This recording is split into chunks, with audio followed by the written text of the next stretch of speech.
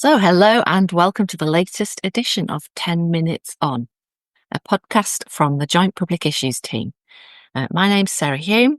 I'm the Methodist Rural Mission and Ministry Officer, and joining me today is our current Methodist President of Conference, the Reverend Helen Cameron, and the Cumbria Mission Area Lead, Reverend David Newlove. Helen and David, thank you so much for being here with me today. And would you like to introduce yourselves briefly to our listeners? Helen, you first. Thank you for the invitation. I'm Helen. I'm minister in the Methodist Church. I'm currently serving as president, and I was born in the northeast of England, where my family are connected with both rural affairs and with farming. David? Thank you, Sarah. David Newlove, as well as being missionary lead for Cumbria, I'm superintendent for North Cumbria, beautiful part of the Cumbrian coastline on the border. I'm also an agricultural chaplain and part of the agricultural chaplaincy team across all of the auction marts in Cumbria. Coming from farming stock in East Yorkshire, spending a lot of ministry in Lincolnshire and now rural Cumbria. It's a joy to be there. Thank you so much, both. So, as you might have gathered, our 10 Minutes On session has got a little rural flavour, and we're doing this because February the 10th sees the start of the 8th Mind Your Head Week. This is a specific campaign to spotlight issues around rural mental health and safety under the umbrella of Yellow Wellies. In particular, it's trying to tackle the stigma around risk-taking and poor mental health to ensure that our next generation of farmers is resilient and equipped with smart strategies and specific skills to live and farm well. And this year specifically, as it coincides with Valentine's Day, the focus is on sharing stories of positivity, resilience, and love. So we want, in this short 10 Minutes On podcast, to raise awareness of the challenges, the anxieties and the concerns of the agricultural communities and the industry, but also to celebrate work of incredible organisations there to support them. So we're going to explore how we as churches and individuals can pay attention to these issues and also hopefully suggest some ways we might support, signpost and respond. So, David and Helen, I'm going to hand over to you to discuss some of these issues, some of the ways we might support, and just fill us in more detail. Thank you both. Thank you.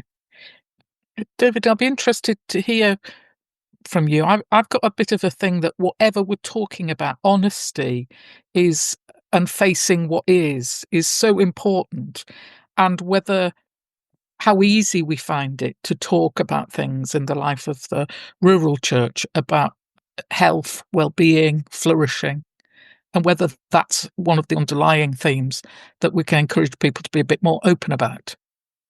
I think you're right, Helen. And I look back at my own upbringing in rural church and village life. We all know everything about it, but we never say it. And there are those motions, oh, you know about them.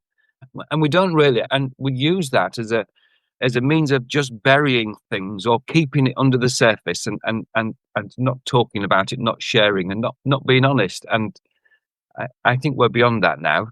I think we've grown out of that and realised that flourishing isn't about keeping a stiff upper lip, holding things in, not sharing your troubles, but about being honest with each other, about sharing and supporting and loving each other, and mutual growth and flourishing is more important and healthier.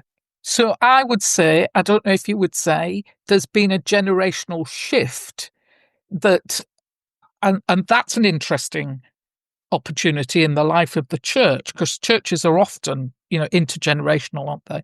As to whether the life of the rural church can encourage more conversations across the generations about people's health and well-being and what they're, what the ways that they've found to de-stress, for example, or to make sure that they do get some relaxation in a work pattern that's very demanding.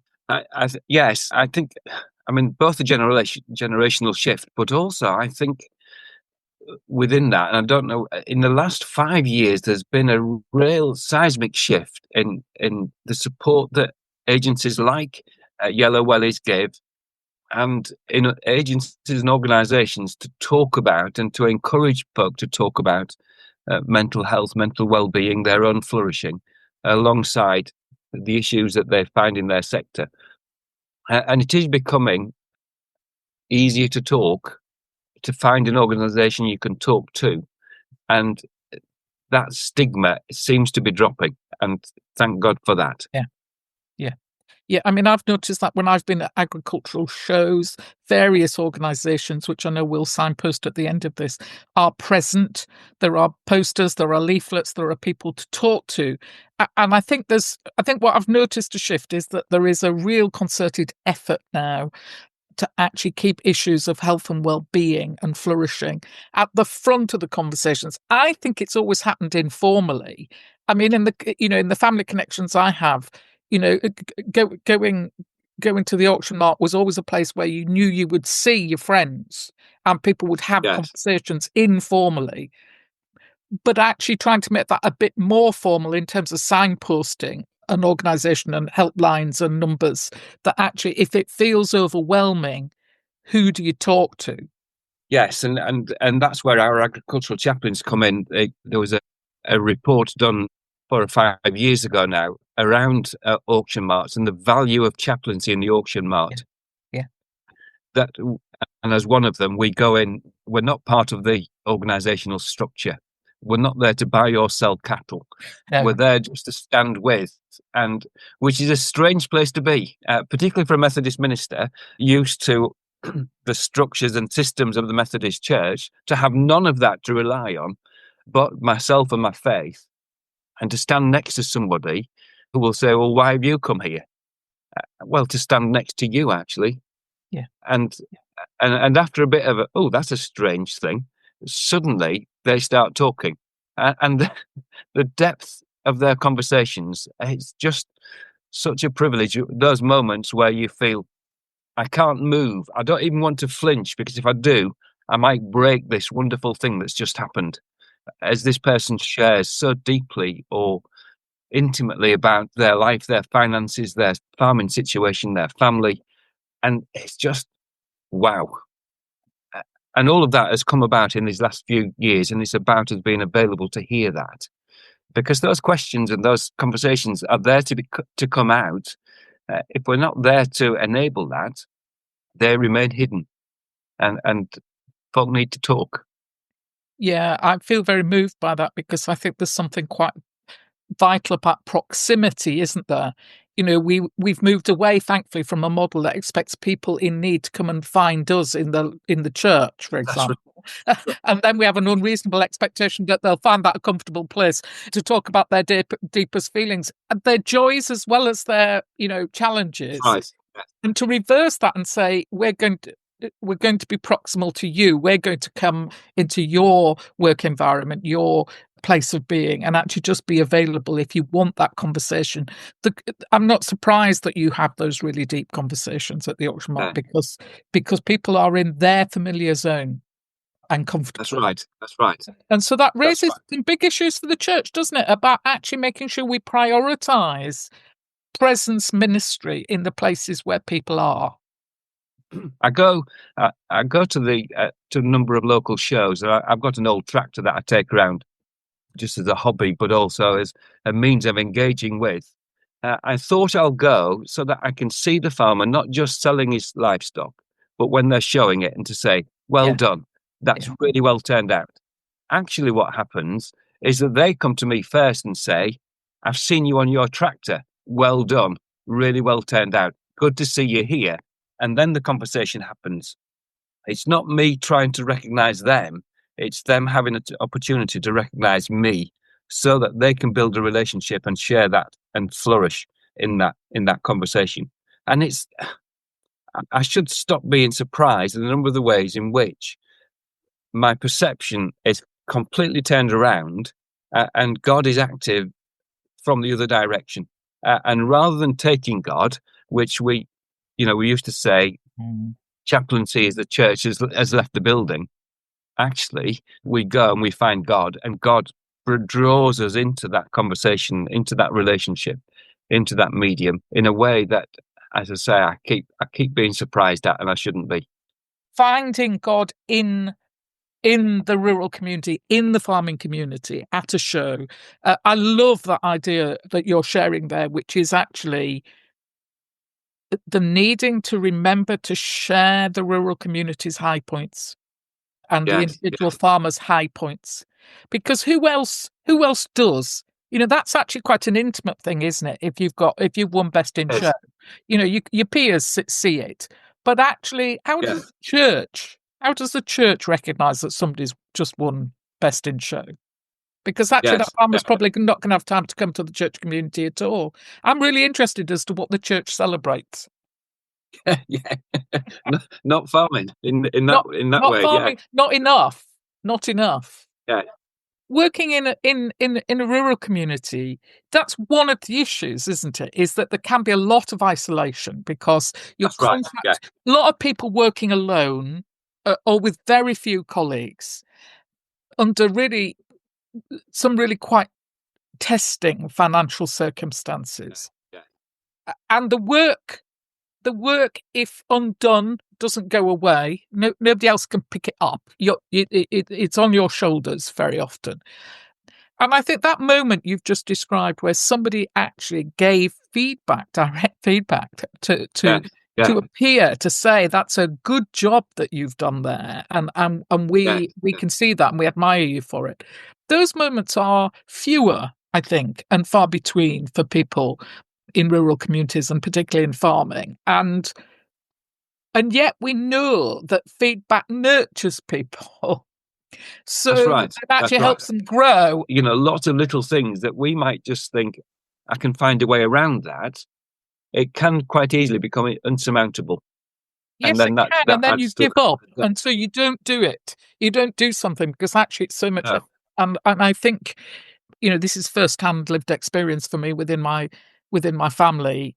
The older you get, the issues yeah, about distances, reliance on being able to drive and afford the petrol or the diesel or the electricity, and the lack of facilities, that becomes, I think there's a particular issue for people in older age that when they were yes, yeah, younger they'd have found a solution to. In older age or with increasing disability, then actually I think there's significant numbers of very isolated older disabled people in rural communities.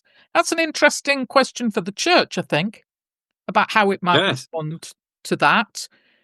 And what are the points of connection that we can use? Somebody might not be able to get to church. Is the model actually of the church going to a person one that needs revisiting it for some communities?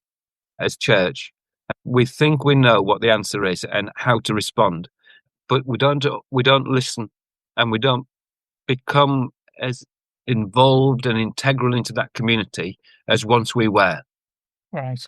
and therefore we miss those opportunities.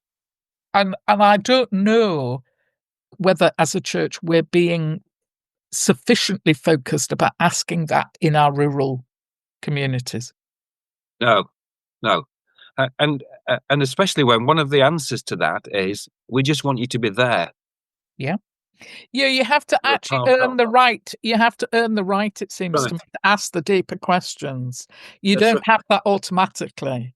That's not No, no. that doesn't come with a plastic collar around your neck or living in a Does it? man or being Yeah. stationed by the conference into a rural community. That's not automatic.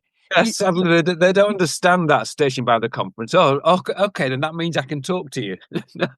No, I mean exactly. You have to earn the respect. There needs to be. I mean, this is what I've got a bit of a thing about the church. I think the church is sometimes in an over assertive mood or Yes, mode, not mood, mode, where it presumes that if it talks enough at people, people will hear what's being said yeah, and they'll come rushing. The church needs to approach communities and be willing to be a part of them humbly and in listening mode. If you've listened, yes, then you might have the right to ask a question. And I think because the Methodist Church, as its pattern, moves people around, then some communities take longer to become a part of. Yes. Yeah. And then somebody will give you a clue, just by a comment that they make to you, that actually they now recognize you as part of their landscape. And that, produces the fact that you might then, at a moment when somebody is feeling more overwhelmed, that actually that they would be willing to discuss that with you. But I think our role is to be able to do that, but actually to be able to signpost and make available to people the information that they might need. I think what we're trying to do is create a climate where conversation's possible and where the acknowledgement of being overwhelmed is possible. But I think there's a need for huge respect of people's contexts. And I'm not always get that right. And that involves us making ourselves vulnerable as well. Yeah. Well, being willing to learn. Yes. Yeah. And share. We're happy. We want to go with the answers. We don't want to go with the questions. Always. And we don't want to hear, which is that's great that we're doing this with JPIT. Yeah. What is it that we're talking about here, and where's the justice and the integrity in our conversations and in what we hear? If they say we don't think this is right, what are we going to do with that? Where are we going to take it? And they open themselves up and invite us into their space. We have to respond. We have to learn how to respond. Well, we have to respond. Yeah, we have to find ways to be good advocates for the rural community as well as for urban communities. We have to be able to acknowledge, and I did try doing this in my presidential address, because I probably know more about the lived experience of rural poverty and economic injustice than I do about urban. And I want to know about both, and one is not more important than the other. But there is a dearth of information around about the lived reality for many people in rural communities. I just think, there's disparity within different urban communities. I lived in London for a period, and the constant access to public transport, which in that community you can take for granted any time of the day or night. You can get on a bus and go somewhere. To what it is like to have to work out a journey. So, there was a member of my family who had to work out how to get to Leeds for the conference, and the intricacies of her journey and how long she could stay in Leeds before she had to then use that public transport to get back home again. I'm not sure many other people in the conference would have been aware of. I think, we thankfully have a great footprint in the rural area as a Methodist church, and do still, yes, we celebrate that and rejoice in it and learn much from it for all the church, and I think we're richer because of it. And just finding ways to extend that, to learn more, to share more, to be more, is vital. That's our work. I'm also the chaplain of Farming Community Network for Cumbria. In its 30th anniversary now, we have volunteers around the county and around the country who will support, from whatever the issue. So somebody might go and talk if there's a family issue, if it's about inheritance tax, if it's about succession planning, if it's just about filling out those forms which just seem to keep coming through the letterbox and I need to deal with them, or on the emails, or I don't know how to do this, and just to go and walk alongside and be with. And a helpline which is 7 o'clock in the morning till 11 o'clock at night every day of the year. Just volunteers signposting and supporting. And there's some great networks around, looking particularly in terms of mental health and mental well-being for farmers and for those in rural areas. And I think, we do well to promote those. So for the next week and the Mind Your Head week, if you could just challenge or encourage those people listening to do maybe one thing, or to reach out or to find out about one thing? I know that's really hard to narrow down. What would your one thing to take away be from this conversation? I'll go to you first, Helen. It's not easy to identify one thing, but I do think that conversation about people's well-being, can we try and ask, one person how they are, and try to push beyond the "I'm fine." Try to say, tell me what is fine, what's great, what made you smile this week, but actually then, what is also worrying you. Are there anything that brings people's joys and things they want to celebrate and their challenges into the open, and not just remain locked inside, is a good and positive thing. And I think we should all accept that as a challenge for next week. And how about you, David? Yes. How to just, I mean, the basic thing is look after yourself. Look after yourself. But I think let's as a church challenge ourselves to put ourselves in that space where we're beyond church. What's beyond church? And that's whether it's rural or urban. How can you get beyond church and listen? What I love to do if I'm really busy is go outside and stay still until I hear nature. And that centers me. And so get beyond church and stay still and listen for God till you hear God, and then you can go back inside. Thank you both so much. So we're ending with some words of wisdom there. So this has been a special rural takeover of the 10 Minutes On podcast with thanks ever so much to Helen and David for their wisdom and their contributions and their time for us today. For links and further podcasts, you can go to the JPIT website and find the 10 Minutes On page. The Rural Mission and Ministry page has a special little section on the Methodist website. There will be links under this podcast to that as well. And for all things Mental Health Week and Mind Your Head Week, follow the hashtag Mind Your Head, or go to yellowwellies.org for further information of this particular campaign.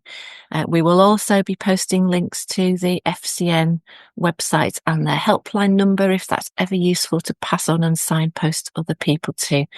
And for all things agricultural chaplaincy, the link to that website and that community will be there as well.